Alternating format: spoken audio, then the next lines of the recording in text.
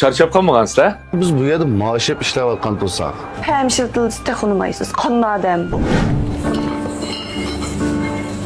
Hey dadisi. Allah ben gidip baksanız aylık maaşınızı bir boldurak bergen bozuptu ki. Ay yeni bir 3-4 gündür maaşını urduğu vaqt buludu. Allah ben bir tek tönögün ma dükkanğa mal kirgizdi. Asraq çidib deyil ha. Azırak çidi bitildim. Ma biz kıynalsak meyli ma. Kuzuzluk gap buldu ki ma'da. Aslanım tuğup yatqandan yaqi bir qitim ara yo'qlab bardik. Bir et aramaganda yo'qlab baramız desem, gençlik pulun tayin yokmuş depti. Ne çıkın çidib deyil xotin. Ben keçikip kestim şu bir hafta kalmay maaşını urdu ha. Ay can, kızım bak.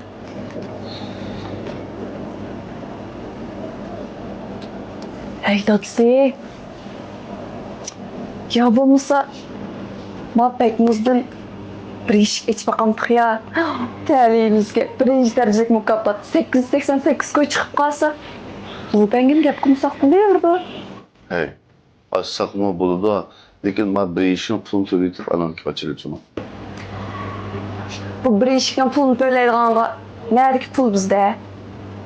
888 koy çıkıp kalsa söylesek meyli. Çıkmay kalsa 3 günde bildirtmeyle jobadı. Çapırasakla 3 gün tutmaydı ne?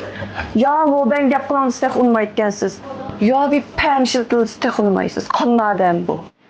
Küçük kıyınçılıkında üzümüzü bozup düşürmeyle ha. Fikirlarim. Charchab qolmagansiz-a? Oy ya, ama dukan salqin bo'lgandan neydik charchash. Yaxshi. Bekimiz limon ichimligini to'latqib silib etdingmi? Ha, etigeni silvetken.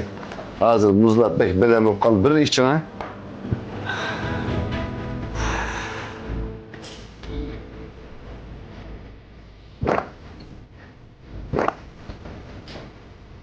Vah.